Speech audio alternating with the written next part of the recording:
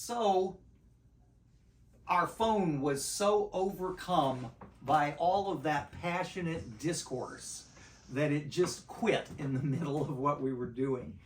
I was near the end of the reading anyway. The reading was from Francis Howgill, and what I wanted to communicate there was the intensity of the passion of this man who had encountered the power of the Word of God, and the fact that Oliver Cromwell had much more important things to do in governing the realm of the kingdom. And so Howgill had his point. Howgill and his followers were very oppressed because they would not and could not follow the laws of the realm.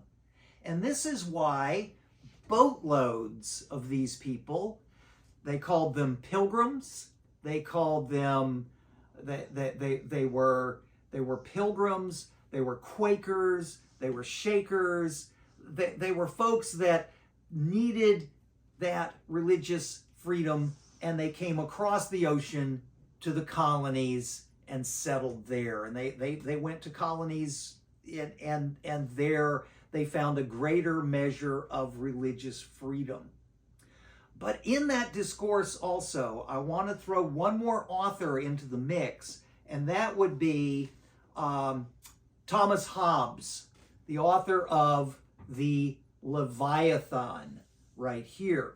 Now, Hobbes really was a philosopher at this time, and he took these issues in his work Leviathan. He talks about the way reason, human reason, rationality, the ability to think and work through problems using basic principles of cause and effect, and the way that we can basically measure things and understand things and know how and why things work the way they do.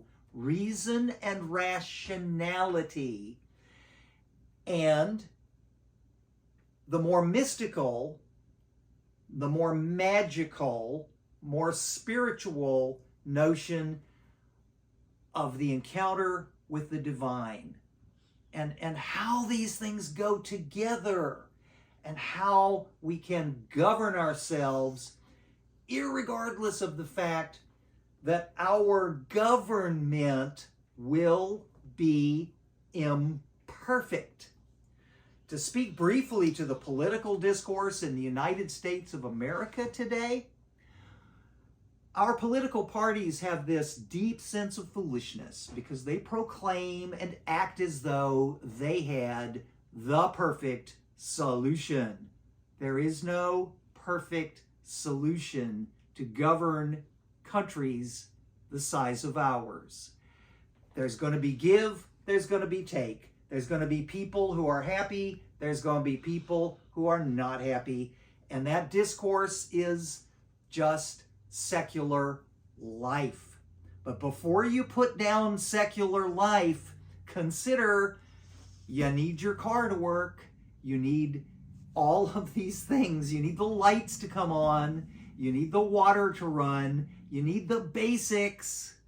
And as you need the basics, they have to be provided for by systems. And these systems can be very complex, and these systems can be very disappointing, and their government and regulation can be very annoying and very mundane, but we need those systems.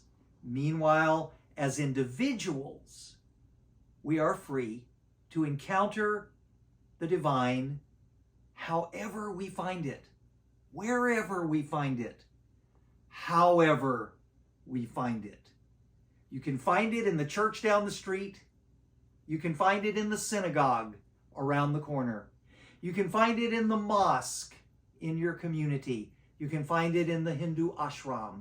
You can find it online in a blog where folks are talking about atheism or agnosticism or any of the rest of these things. We need our collectives.